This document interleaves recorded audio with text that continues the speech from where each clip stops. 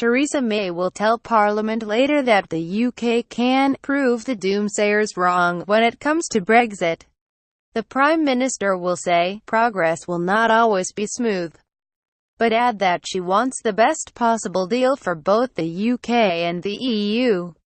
Her comments come as the fifth round of negotiations begin in Brussels later. It is the final set of talks before EU leaders meet to decide if enough progress has been made to talk about post-Brexit relations with the UK.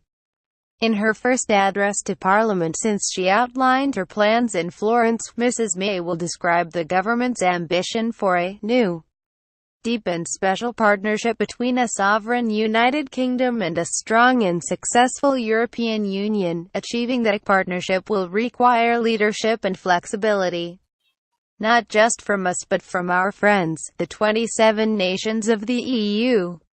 And as we look forward to the next stage, the ball is in their court. But I am optimistic we will receive a positive response. The PM will reiterate the need for spirit of friendship and cooperation in the talks, but say, I believe we can seize the opportunities of this defining moment in the history of our nation. Summit deadline. The talks between UK negotiators and Brussels officials will be lower profile this week, with neither David Davis or his EU counterpart Michel Barnier attending the start. However, it will be the last time the two sides are scheduled to meet before an EU summit on the 19th of October. European Commission President Jean-Claude Juncker has said it will take miracles for the necessary progress to have been met before the summit. Whilst the European Parliament made its voice heard with a non-binding motion saying that more needed to be done. Around Brussels there is cautious optimism that agreement can be reached on how British judges might interact with the European Court of Justice and how the deal will be implemented. Chatter concerns whether the final arrangement on citizens' rights can be accorded a status in the UK similar to the European Communities Act, which gave EU rules supremacy over British law, a legal concept called direct effect.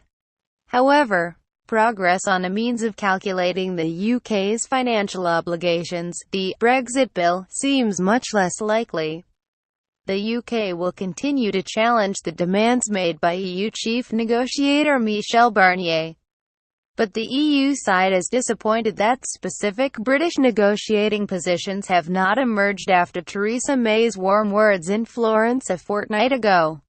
After her speech in the House of Commons, Mrs May will meet with leading industry figures to try and reassure them about the Brexit process. Companies including Aston Martin, HSBC, Morgan Stanley and Vodafone will attend the meeting of the Business Advisory Council in Downing Street, alongside Chancellor Philip Hammond and Mr Davis. It comes after warnings from RBS Chairman Sir Howard Davies over the weekend that the damage to business in the City of London because of Brexit will be quite considerable over time.